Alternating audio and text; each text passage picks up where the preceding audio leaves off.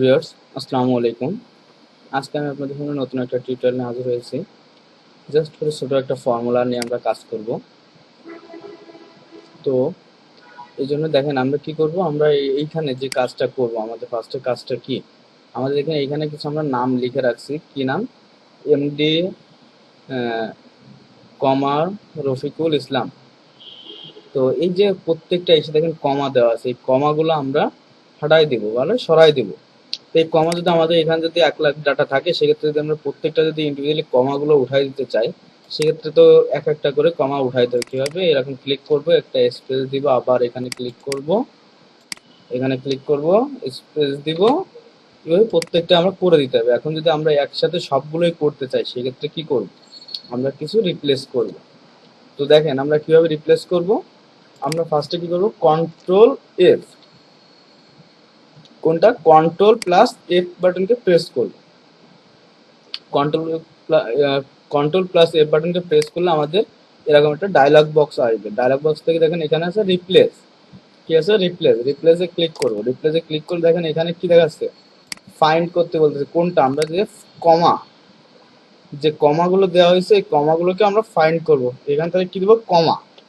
এখন এখানে রিপ্লেস কি করব, রিপ্লেসের জায়গায় কি দিব? আমরা যে এখানে যদি আমরা কমাগুলো উঠাই দিই, তাহলে তো প্রত্যেকটা জায়গায় আমাদের কমার জায়গায় কি আসবে?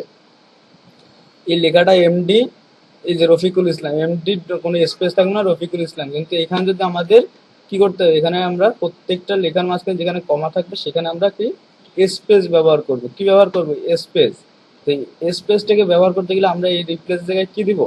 আমরা রিপ্লেস জায়গায় স্পেস দিব। কিবোর্ড থেকে স্পেস বাটনটাকে প্রেস করে স্পেস দিব।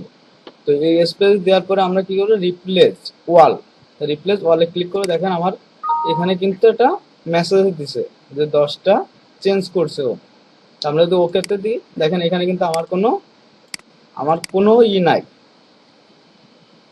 কোনো কমা নাই, প্রত্যেকটা জায়গায় স্পেস নিছে। আচ্ছা, যদি আমাকে এখানে স্পেসের জায়গা, আমরা দেখেন আমরা যদি এখানে স্ল্যাশ ইউজ করলাম, প্রত্যেকটা জায়গায় আমরা কি করলাম? স্ল্যাশ ইউজ করলাম।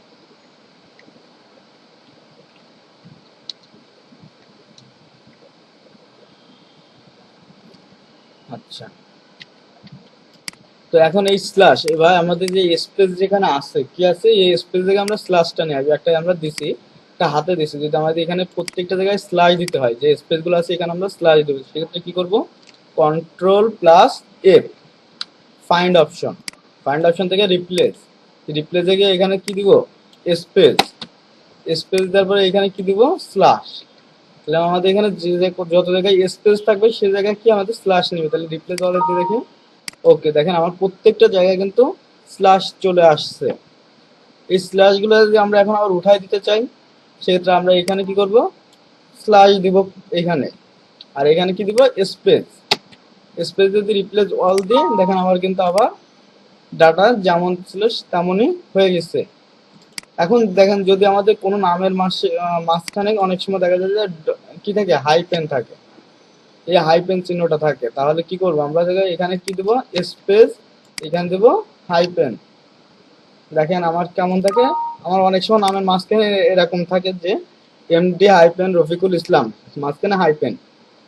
সেই ডাটাগুলো আমরা যদি চেঞ্জ করতে চাই, সেম ভাবে আমরা কি করব, এখানে কি করব, এখানে আমরা দিব হাইপেন, এখানে দিব কি স্পেস। স্পেস দিয়ে যদি আমরা ওকে বাটনে প্রেস করি, দেখেন অটোমেটিক কিন্তু আমার ডাটাটা চলে আসছে।